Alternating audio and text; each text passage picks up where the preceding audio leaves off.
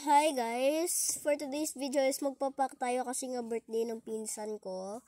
So, di ko na siya maitutag. Basta i-follow nyo na lang siya. Ang pangalan niya sa TikTok is Maika Luisa Mora Castor. So, and ano na siya, 13 years old. Mas matanda lang siya sa akin ng 2. Ay, hindi pala siya 13. Sorry, ate. Yung isa ko palang pinsan yung iniisip ko, 17 na pala siya, 17.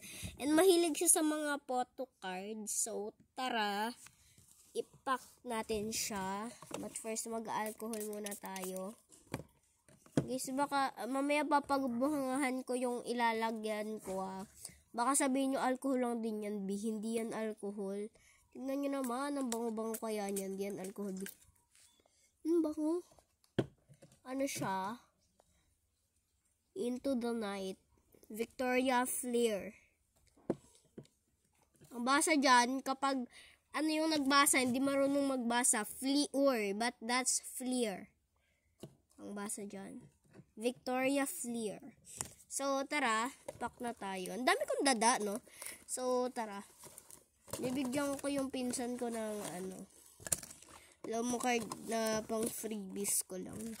Uy, favorite bias niya pa naman si Sheena, sabi ni. Lako ba, mapapakyaw na naman tong bini ko. Pero okay lang yan, since pinsan ko naman siya. Wala namang amnesia. Ayan, so, ay, hindi pala si Sheena. Juma. Sheena, 2, Stacy, Colette, Maloy, Aya. So, ayan. Sabi ko na talaga mapapakyaw to, guys, Alam na alam kong mapapakyaw talaga to. Ayan siya lahat. Ibabalik ko muna.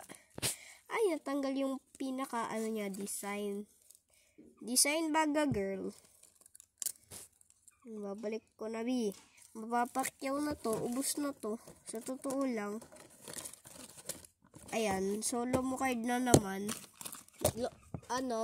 Normal na lomo card, yung walang butas. Hindi ko yung mga ayaw ko, hindi ako mahilig masyado. Itong gusto niya, bigay niya sa kapatid niya na 16 ata? Ay, hindi 16 yung kapatid niya. 18 ata yung kapatid niya. Hulog. 18 yung kapatid niya. So, ayan. 18 years old, Hindi 18 na 18 silang magkakapatid. Hindi, 18 years old. So, bibigyan ko din siya ng sticky notes since mahilig siya sa sticky notes. Madami siyang sticky notes sa bahay nila. Pero, dagdag sa collection niya ng sticky notes. So, tapos na tayo. Na natin. Ilalagay ko na siya dito sa aking lalagyan. At first kong ilalagay dito is yung mga hindi. Ito pala muna. Ang rose flowers. Kasi, para mas romantic. Ubus ko na lang. Marami pa naman kaming rose. Kukuha na lang ko ulit bukas. Ayan. So, papasok ko na dito yung mga lomo cards. Hindi naman siya maarte sa, gift. So, kahit tinatanggap niya. So, fine lang yan sa kanya. Ayan. And, eto, lalagay ko na lang din to since mahilig naman siya sa mga stickers. Guys, kahit 16 years old na siya, kakaiba talaga yung mga taste niya. Yung mga taste niya is pambata. Ayan, so tatakip na lang natin to dito, yung mga sticky notes. Ayan. And ito na yung sinasabi ko sa inyo na pabango, guys. Baka isipin nyo na mababasa yung sticky notes. Natutuyo to, guys. And yung sticky notes na nilagay ko sa kanya is hindi yung nagmo-moisturize yung basa.